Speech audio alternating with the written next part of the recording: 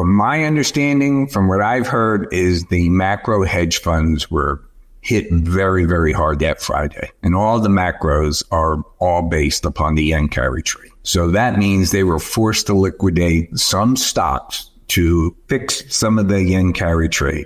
As we all know, stocks went down. They probably sold them lower than they could have. And then, of course, everything just rallied back up. So the macros kind of got double hit there. But the thing is we really don't know who's really long and then what are they invested in, because that's critical. Let's say you're saying it's, government bonds. I saw today that one of the firms came out and said, we believe that you should short the 10-year bond, which, by the way, is what I believe. I believe if we cut the interest rates on the 18th, I believe the 10-year is going to go up in yield. Yeah, I have nothing to prove that, but I think that's what's going to happen.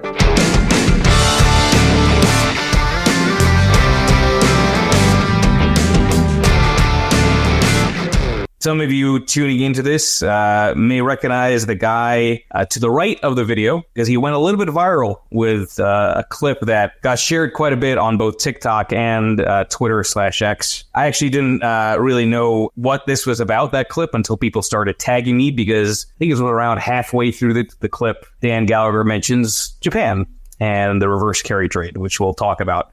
If you're watching this live on X, LinkedIn, YouTube, please, folks, do me a favor, like, comment. I can see your comments. I want to make this interactive. So even though it's a live stream, if you want to ask questions, I can show it on screen and we can make it engaging from that perspective. And with all that said, my name is Michael Guyett, publisher of the Lead Lag Report. Join me for the rough hour is Mr. Daniel Gallagher. I don't know if a lot of people actually know your name, Dan. They just see the handle, all things financial. But you and I were briefly chatting before going live here. And actually, you've been in the business for a while. So maybe for those who are not familiar with your background, and I think probably a lot of people are not, who are you? What have you done throughout your career? And what are you doing currently? Okay, thank you. Well, welcome, everybody. It's I'm in my 50th year. Over the 50 years, I have worked in every aspect of a GSIB, from pitch, strategy, IT, enterprise information, obviously in the branch system with FAs. For myself today, I am a coach. I coach financial advisors. I don't think anyone will find it to be a surprise.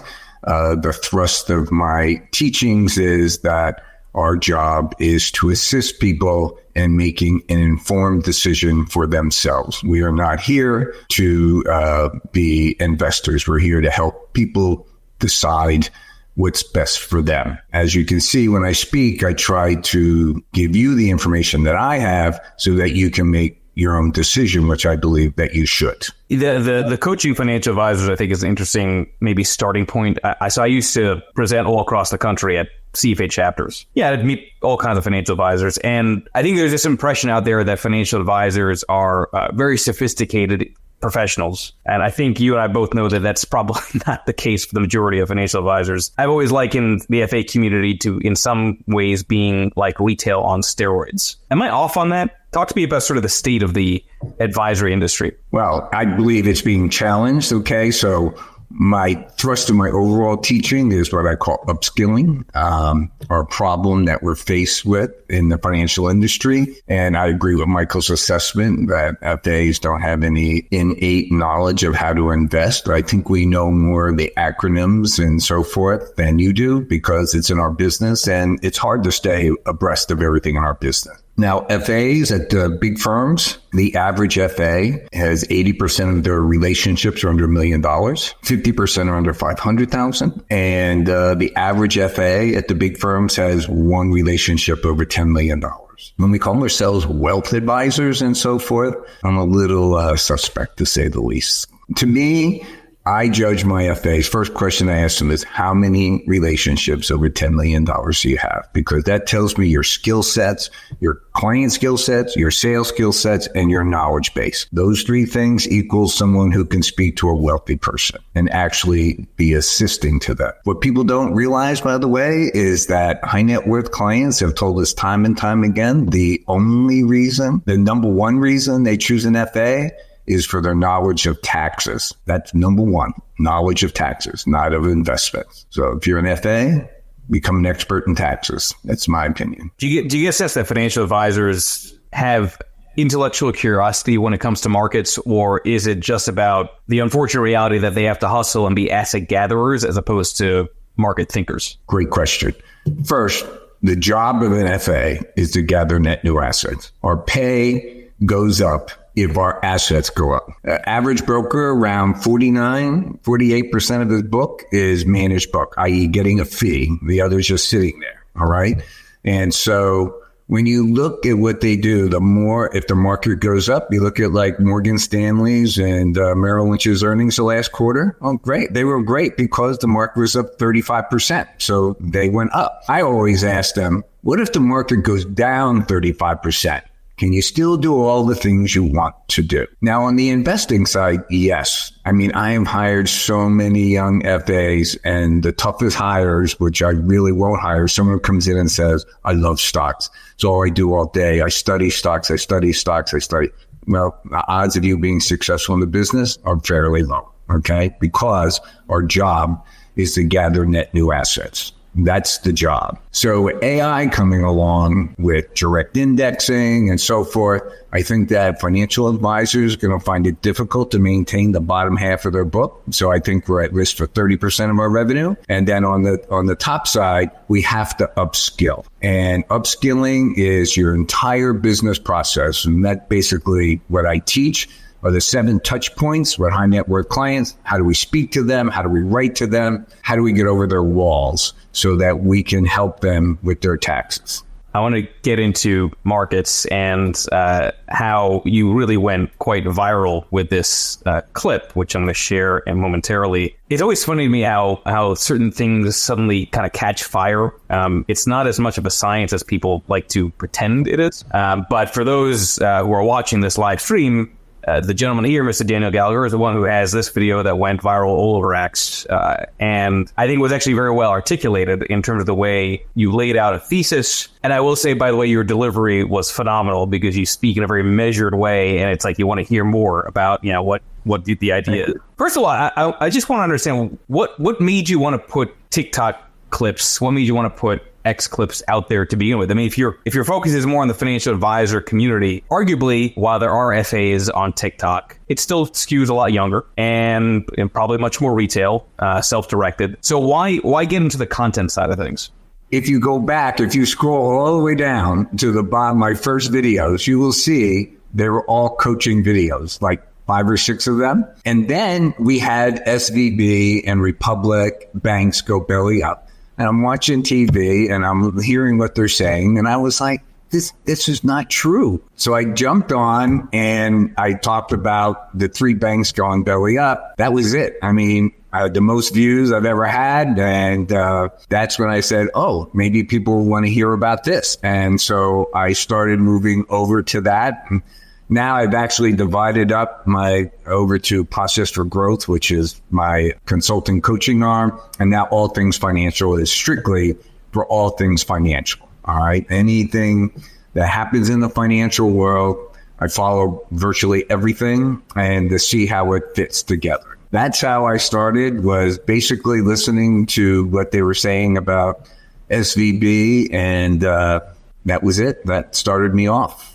The timing of it was almost perfect, right? In terms of the way things started playing out August 3rd and 5th. That was the same thing, Michael, because remember that day we had that employment number come out, right, and everyone was like, oh, this is why the market's going down. And I was like, no, it's not. It's because of the young carry trade. That's when I went on and said, but it was the same thing. So as I'm listening to the news, and I'll say, you know, how I pick my subjects is literally what I'm interested in. And then if I feel that I can explain it. And a lot of the things, you know, has anyone followed the SNB carry trade, the Swiss National Bank? You know, that was not my finest moment. So I had to redo it. It's hard for me to decide what everyone wants to actually hear about, because I can get pretty esoteric pretty fast, to say the least. So you've been at this for a long time. I did a podcast yesterday where I argued that I've never seen in my career, I'm going to assume it's the same thing for you, the incredible nature of the way that people suddenly think they are experts after something already happens, right? So nobody cared about the carry trade, reverse carry trade prior to August, and everyone suddenly became an expert, and everyone got super, super bearish as that was happening, which, yeah, I think is why you went viral, why some of my stuff went viral as well. Do you get a sense that people really understand how monumental what's happening with Japan's monetary policy is relative to every other part of the globe? No, I don't think we have a clue. I don't even think the professionals have a clue. And I did a follow-up on that with the VIX, right? If you look at the VIX, that's not you and I. That is the professionals, and they were terrified. Do you want me to talk about this, Michael, for a second on this yen carry trade? I want you to riff on it because I feel like I've been alone on an island since August of last year when I first brought it up. I keep putting out these memes of the Japan flag with the phoenix, which is the flight to safety, is what I'm wearing, right? Part of my shtick, and with the Doctor Strange showing the one outcome, right? Which is my reference to the idea that there's only one way this resolves. But yeah, let's riff on that, please, from your perspective. Okay. Well, there's two ways we can approach this. I can talk strictly the yen carry trade, or I can back up and try to do a little bigger picture on why I was... Let's do a bigger picture, because I think it's important for people to understand how we got to this point. Okay, so the way I came at it was, I believe that we're in deglobalization. Now, this is, I think, the biggest thing that's happening in our financial lifetime because we want to be in the markets, okay? I totally love that, all right? My opinion is that our prior economic situation started back in July 1946 with the Bretton Woods Agreement making the dollar the dominant reserve currency. We ruled the waves with over 1,000 ships. We were 55% of the world's economy. So take that. I think that economic system lasted all the way until 2019, when we started talking about supply chains being redone and so forth. Basically, if you look around the world, I would say most of the populations are basically sick and tired of globalization. So as we start rearranging the chairs, okay, I believe the transition is going to be very challenging. When you look at our financial world, we're hooked to the real world. So when the real world changes, we also change. Our job of interpreting how we're going to change, what's going to be good, what's going to be bad, that is really where the challenge is for all of us. How do we do that? So I look at the financial pyramid. I'll say on the bottom are commodities, right? Fixed assets, real estate, and so forth.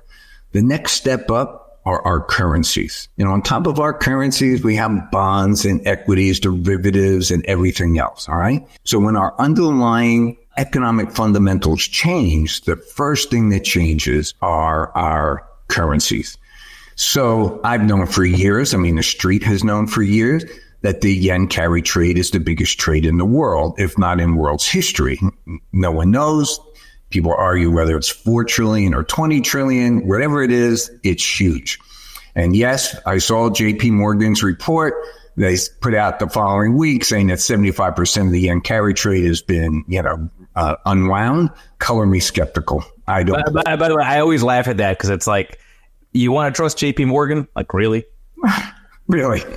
So what we're faced with is, as the currencies change, now we have to analyze each country. So think about it. This deglobalization, it's no surprise to me that people are now talking about alternative currencies. Are we going to do crypto, gold? Are we going to do BRICS? Is China going to arise? All these discussions. And if you go back in my videos, you'll see that my number one choice that's going to happen is we're going to be in a more of a bartering system as this all unwind. And we can just talk about that later if you want. But I think that's the number one place what we're seeing already. In fact, is today on the Financial Times about Russia and India and how they're exchanging X amount of certain goods at certain prices. This is bartering. It's not currency exchange. Then we look at the number one trade in the world, which is yen carry trade. Let's take it back. Let's take out Japan out of this situation for a second. Say, listen, let's have this country. This country has old demographics, okay? Their interest rates have been negative for 17 and a half years. The carry trade has been going on for 22 and a half years. Remember something about central banks. We only have one or two things to do.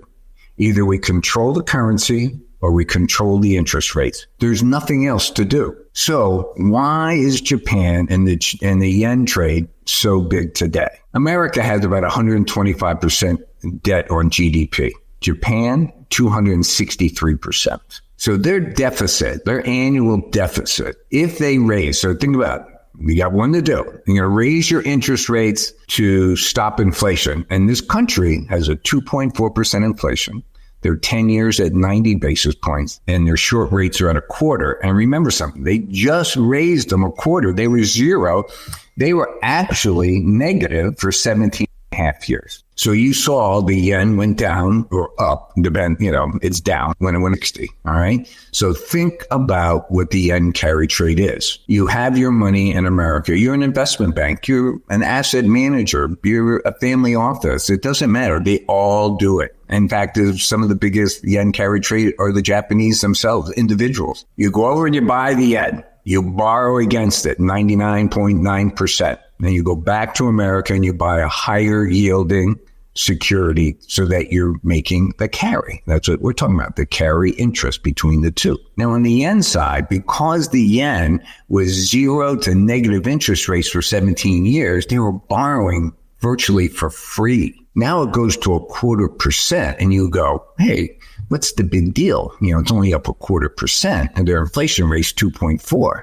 That's not the problem. The problem is this. The yen carry trade is a borrow. Even at a quarter, I was told 15 years ago by the CFO, he goes, Danny, the yen carry trade is nothing more than us picking up pennies and nickels in front of a steamroller. It's free money until we get steamrolled. When I say pennies and nickels, what I'm saying is the margins are super thin. Okay. So even 0.25% up could make the trade negative. It could. Doesn't mean it does for some people. Everyone's in at different levels and all. We don't know. That's our problem. We literally don't know. The BOJ has come out and said, we are willing to raise interest rates. Are they going to raise the interest rates, control the interest rates, or are they going to control the currency? My opinion, they're going to have to let the currency float up. Okay. I think it's going to go up because I don't think they have a choice. Here's the deal. If they raise their interest rates by 1%, they double their annual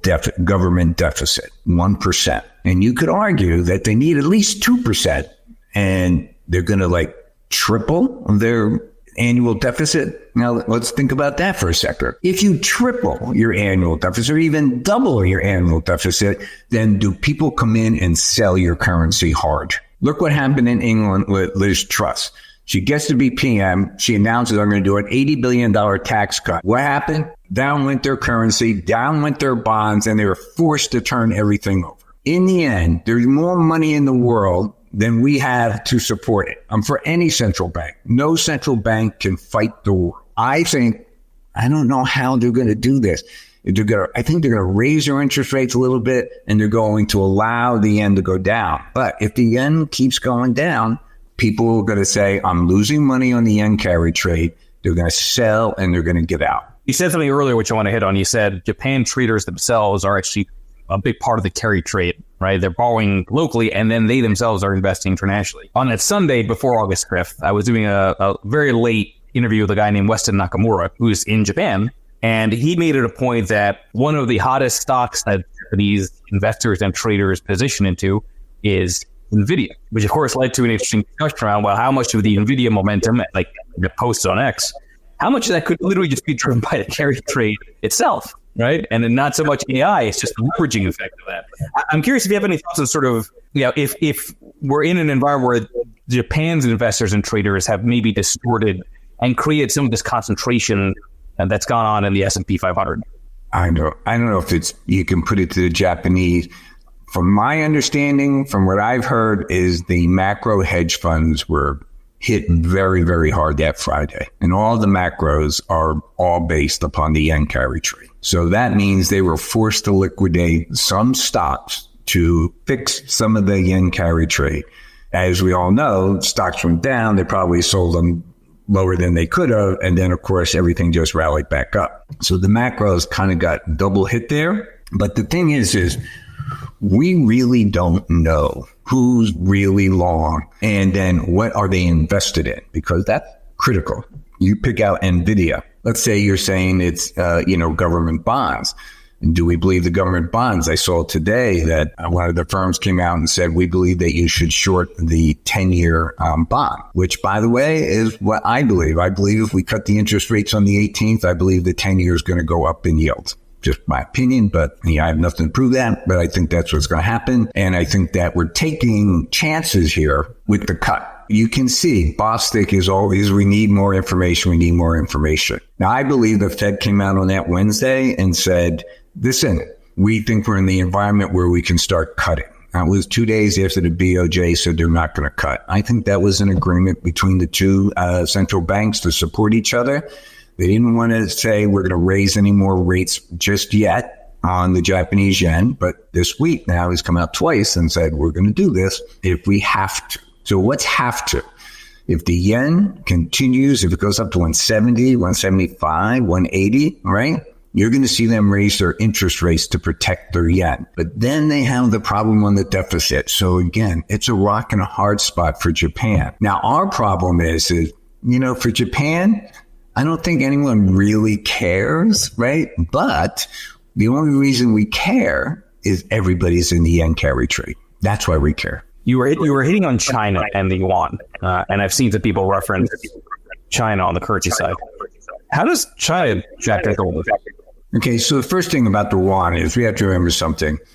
China's yuan is around 4.5% of world trade. Yet it's around 50% of their own trade. But they don't really trade the way you and I think, okay? They cut deals with Mongolia. They say, you send us this iron ore, we'll send you this product, and we'll do it at this exchange rate. That's what they're doing. They're not losing control of the renminbi, which is critical to them. So then you have Hong Kong. Hong Kong has the Hong Kong dollar, which, by the way, is issued by like HSBC and the Hong Kong, banking authority, okay? But it's actually issued by HSBC. Here's the deal. That's hooked to the dollar, okay? 7.8. That's where it's hooked, 7.80 to the dollar. So now you have all your exporters in China. They export to the world and everyone trades in dollars.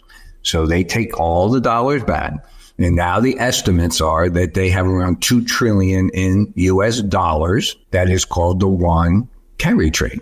All right, because they're taking and they're owning higher yielding U.S. securities on their stuff. But here's the deal now.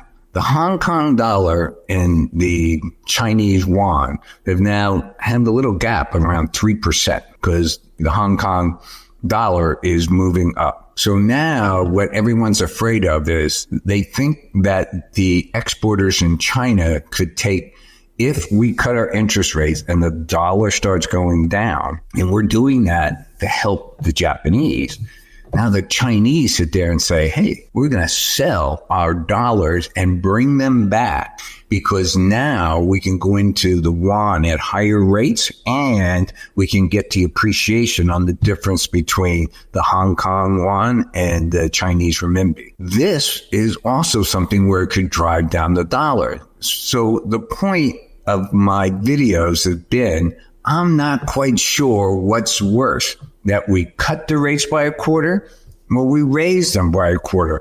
And frankly, I don't know which one will have the biggest impact, but everybody in the world is sitting here with bated breath on all these carry trades on who's going to do what first. Your guess is as good as mine. All I'm saying is we got a little taste.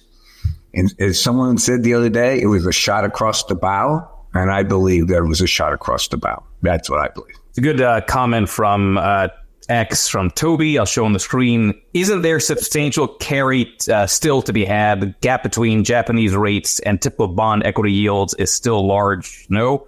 I've seen other people make this argument too. Because it's true, right? There's still yield there. And it's not like there's, the currency hasn't moved enough to just totally erase that. You're true. Okay. But again, you have to go break up the trade. So the first trade is we buy the yen. okay, and we borrow against it. Now, the yen was negative yield. It was negative, 0.25% for like 17 years, right? So it's free money. So you buy the yen, you're getting 1.1%. You borrow against it, you have a negative carry. Their interest rates are negative. Now it's a quarter. And now the 10 years, 90 basis point. So we're closing the gap. So you have to remember something. The actual basis of the trade of buying the yen, buying the government bond, and then borrowing the money, that difference, that carry right there is under attack. And if that goes, and then add in on top of that, if the yen goes up, which is down, okay, for these people, then the trade becomes totally unprofitable and out they go. And when they sell, the first thing they sell are their dollar-denominated assets to bring the money home to buy back the yen. And that selling of the U.S. assets we saw on that Friday. Okay, that's what actually happened. I'm curious to hear your thoughts on gold as it relates to all of this. So I myself have argued gold is sending a warning. Sometimes gold moves in advance of something that could happen between Israel and Iran, right? I mean, there might be some war dynamics with gold. But I do think that some of this gold momentum is being driven by a feeling by financial advisors and asset allocators that they want less correlation to beta. Gold is largely not correlated. And that gold is also maybe moving off of concerns around the reverse carry trade not being finished yet. Am I far off on that idea? I want to say, when I came into the business, we sold gold, silver, and oil trusts. No one would buy a thing. And listen, for all you people who've been doing this now for 10, 15 years, right? And you have to think about something. 1947, 48, when we entered recession after World War II, the Dow Jones was 862. In 1982, 25 years later, it was 882, up 20 points. Buying the dip has not always been the answer. That's all I'll point out. Now, on gold, over the years, I have noticed that gold is about currencies, not about inflation. Currencies do go a little crazy when there's inflation in the countries. So people look and say it's inflation that's driving gold, but I think it's defacing our currencies, and where gold cannot be a currency trading vehicle for the world, it can be a holding spot when you're not sure what's going to go on with the currencies. I'm not going to say I'm a gold bug, but at this time, given what's going on with the currencies, I believe that gold is more than appropriate, in my personal opinion. Now, there's another old Wall Street adage. I don't know if it's true or not. Don't kill me on this, but it's happened twice in my lifetime. If gold sets a new high from their previous high, which they just did about 2 weeks ago, 10 days ago, the old adage is that it would go 10 times its prior high. So the high was 2,500, right? 10 times that, if you believe it. So given what's going on with the currencies, I think it's appropriate that you can have gold now as a holding spot, not being in a currency, right? Well, I know when everyone thinks it's inflation, but I'm not a buyer. But people argue about this all the time. This is just my opinion. That's all. Not financial advice, but I think it's good to kind of tease this out. This is from X. What does a retail investor do? So I always make this point that path matters more than prediction. I always reference it's not about prediction so much as it's about conditions. Listen, I've been on the reverse carry trade like you. I didn't think it would suddenly happen like that in August. The path ended up being really wild because it happened very suddenly, out of nowhere, seemingly. The Nikkei acted like one of the shit coins from the cryptocurrency side, right? Which is a diversified index from the world's third largest economy, just moving around insanely. And then everything kind of got quiet. Retail investors, when they hear this kind of information from you, from me, from other people that are thinking kind of big picture, what do they do? Again, not financial advice, but how would you get somebody to think differently about their asset allocation? There's so many different kinds of investors, right?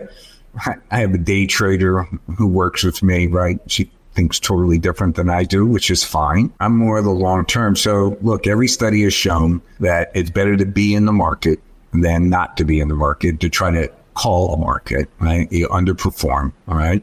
But at the same instance, there are times in life where, the great financial crisis, it was appropriate for people to move to the sideline during that period of time. So the thing is, can you anticipate it? It's like NVIDIA. I thought NVIDIA was overvalued at like $285. I have very strong feelings about this and what they're doing. And yet at the same time, it went to like whatever it was, 1,400. So should you be in NVIDIA? Is it overvalued? I think it absolutely is. Is our stock market overvalued? Yes, I think that inarguable. But at the same instance, do you sit out the move up? There are momentum trades and so forth. And that's really where we are because of the liquidity in the market, right? We just have massive accounts of liquidity. That's why when you look at what I said about the anatomy of a market crash, the first thing that has to happen is we have to have a negative liquidity event, which pulls the liquidity out of the market. And then we start seeing where we have problems. Okay. And so the question I ask in that is the yen trade, the negative liquidity event that could happen, is it big enough that it would affect the world stock market?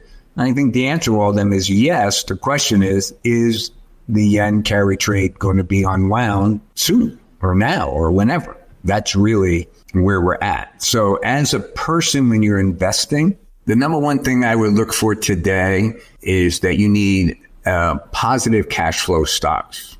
That's number one. Because if you can't service your debt, you're going to be in major trouble because debt is going to be leveraged, debt, all that stuff is going to be out. I can't explain to you how. Think about it this way. Our era that we're leaving was all about leverage. Everybody's leveraged. Everybody's leveraged. The governments, the corporations, the hedge funds, the private equity, everybody. We individuals are all leveraged. The new world, we're going to be way less leveraged. So you need cash flow stocks. And I would say I wouldn't concentrate so much on the NVIDIAs and the Teslas and everything. They're more fanboy, stuff like that. But you can look at the industrials. Like there's one out there. I'm not going to use any names. I don't want to give any advice. It's a major industrial company. They have 322% debt to equity ratio. They can't make their cash flow to pay the debt. And this is a huge corporation. So what happens, right? So I think you can look beyond the let's invest in the market to more about what kind of investments do I want? And the way you want are people who have good cash flow. At the end of 2023, Chomsky wrote his letter to his investors. He talks about this in detail. He was like, all this stuff that we had where we just went to private equity and they gave us more money, right? And we just did idea stocks and stuff like that. He says it was all a mirage, all right, or a delusion, one or the other. He says the only thing that counts is free cash flow inside your company. I would concentrate on free cash flow in my stocks. If you have negative cash flow, I would say that has a better chance of going down versus going up, for sure. Which explains why a lot of small cap companies are struggling and why they haven't done all that well, because they got razor thin margins against high interest expense and not that much free cash flow to deal with it. Hey, listen, look at private equity. Private equity bought all those companies from 2015 through 2019. They're all idea stocks. And they are down, I would say, anywhere from 40 to 90%. And you know this because how many IPOs have we had? I ran a desk for 11 years. We would bring out 4 or 5 IPOs a day. We haven't had 5 IPOs this year. That's because private equity bought all those firms. Their valuations are down. They're holding those valuations on their books at 100 cents on the dollar when they're not 100 cents on the dollar. And if they try to bring them public at 30 cents on the dollar, then they're going to have to write down their private equity investment. And they don't want to do that. So we're in pretend and extend with the private equity people. But those companies, I don't think they're coming back. I just don't see it coming back. So the day that private equity starts to actually mark to market, and by the way, private equity, so SEC, Gensler, said that private equity has to have a third party come in on a quarterly basis and value their assets. So private equity went down to New Orleans and sued and said that the SEC has no right to tell us to evaluate our stuff. And the guy agreed, unbelievably. And so the private equity doesn't have to tell us what the valuation of their stuff is. Estimates are they get about $3 trillion of those companies in their portfolios.